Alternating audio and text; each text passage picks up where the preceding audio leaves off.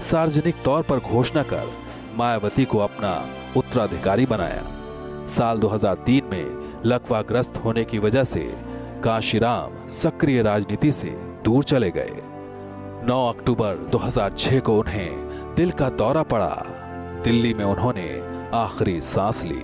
हालांकि ये उनकी शारीरिक कुर्बानी भी थी, उसका नतीजा हमारे इस महानायक को अगर स्वास्थ्य की दृष्टि से सोचें तो वो जो इन्होंने अधिक परिश्रम किया था वो उनके शरीर पर उसका असर गया। नहीं तो क्योंकि चिंतन की स्थिति की दृष्टि से ऐसे राजनीतिक चिंतन की बहुत ज़रूरत थी। राजनीति के एक युग के समापन पर तब बड़े बड़े सियासी सूरमाओं ने कांशीराम की बेदाग ईमानदार छवि और राजनीतिक संघर्ष को प्रणाम किया था। के प्रति मेरे हृदय में हमेशा बहुत आदर रहा है। उनके त्याग को देख करके उनका सर मेरा झुकता है। योग्य राजनीतिक विचारक के रूप में और एक संगठक के रूप में मैं हमेशा उनका आदर करता रहा।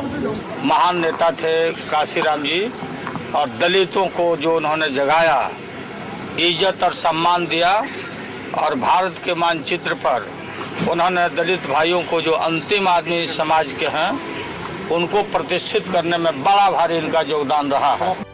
कांशीराम का महापरिनिर्वाण हुआ।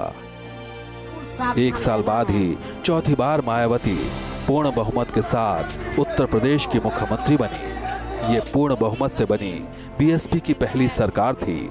दलित राजनीति अपने शिखर पर थी।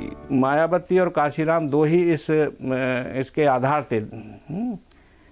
तो उसमें बड़ा पिलर जब टूट गया तो सब कुछ मायावती जी के हाथ में या उनके निर्णय पर या उनकी जिम्मेदारी बन गई।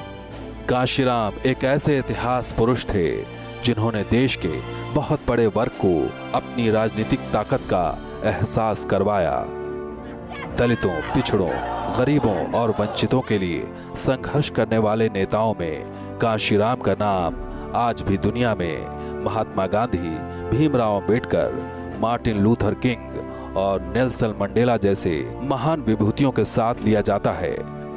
कांशीराम आज भी दलित प्रेरणा के सबसे बड़े स्रोत हैं और रहती दुनिया तक उनका नाम देश के इतिहास में चमकता रहेगा।